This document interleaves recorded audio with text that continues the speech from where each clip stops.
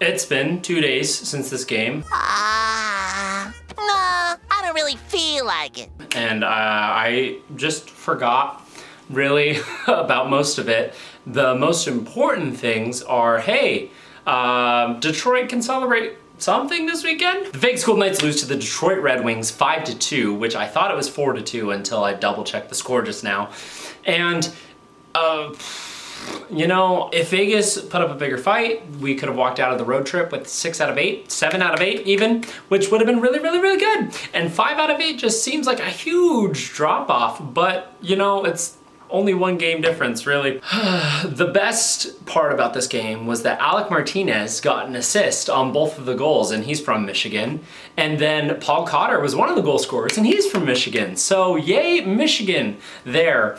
I would have liked to have seen Brendan Brisson back in the lineup for this, but we got Amadio back, and he was invisible most of this game. These first 2 goals, can't place them on Thompson because there was a 3-on-1, which, you know, that really is just a miraculous play if that doesn't end up going into the back of the net. But of course it does. Dylan Larkin gets one, and I don't know if this one or the next one was his 200th of his career, but yeah, there's a milestone there. How on earth did that happen? There was plenty of time. I don't know what Waugh was doing. He tripped or something. Jake Wallman slaps one past Thompson, which this one yeah, Thompson could have definitely gloved it, but it was a beautiful blast from Wallman, who's done nothing but just tear up the league since he went to Detroit. Seriously, Blues, how'd you blunder that one? But then Vegas starts to crawl themselves back. Barbie creates a turnover, hands it over to Waugh, sends it back to the point to Petro, over to, we're just love passing it around, you know? But then Martinez on the point takes a wrist shot and it goes on, and Waugh tries to tip it, but then it's saved and bounces back out. And Barbashev just flies, like dives towards the ice to try to slap this thing home,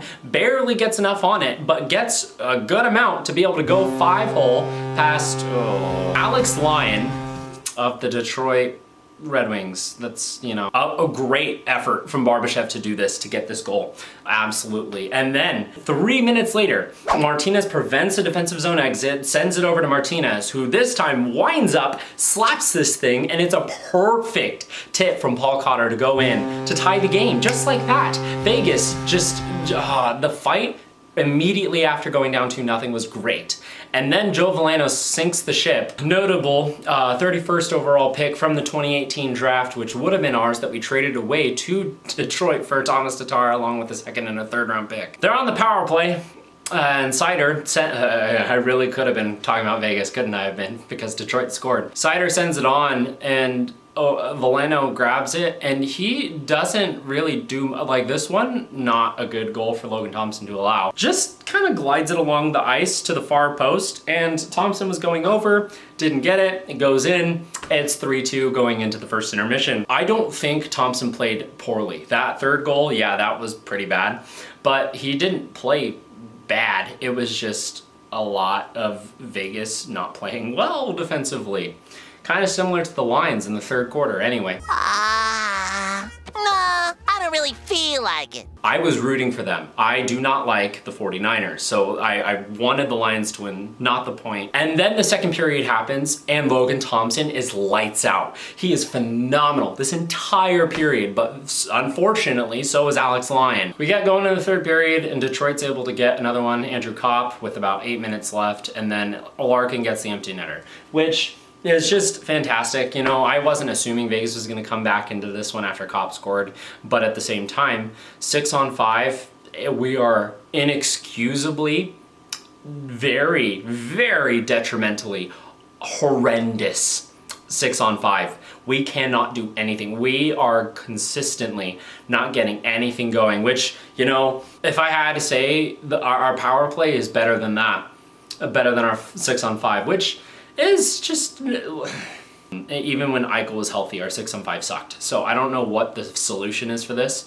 If I'm Cassidy, that's all I'm running for practice until we get one 6-on-5 goal, which hopefully we don't need to, because we're just winning all of ours by like 4 or 5 and we don't have to worry about it. But even on a delayed penalty, I'd like to see something better than what we've seen so far. Logan Thompson had a phenomenal 2nd period to keep us in that game. And so trade him, yeah, whatever. I cannot believe we turned on him like we turned on Leonard. That is probably the most frustrating thing about this for me, is seeing the fan base turn on Logan Thompson, who, when we were about to miss the playoffs, was literally one of the only bright spots that we had. Everyone was rallying around him. He was playing great. People were saying he looked like and reminded people of the face of the franchise goalie that we had for 4 years that most people were very upset with that we traded away. And then the people that took it to the extreme and left the fan base, like, I just don't even... After he was injured all of last year, had a bad December, but it was because he was probably playing a little bit injured. I don't get it. Anyway, my condolences to Alec Martinez, because after his 2-point performance and, you know, really good, his Lions lost. He was the main reason I was rooting for them too. But I'm glad I have Larkin on fantasy. This is gonna be a quick one, but that's gonna be it for Game 50's Holy Moly Nightly Review. Thank you so much for watching and have a good night.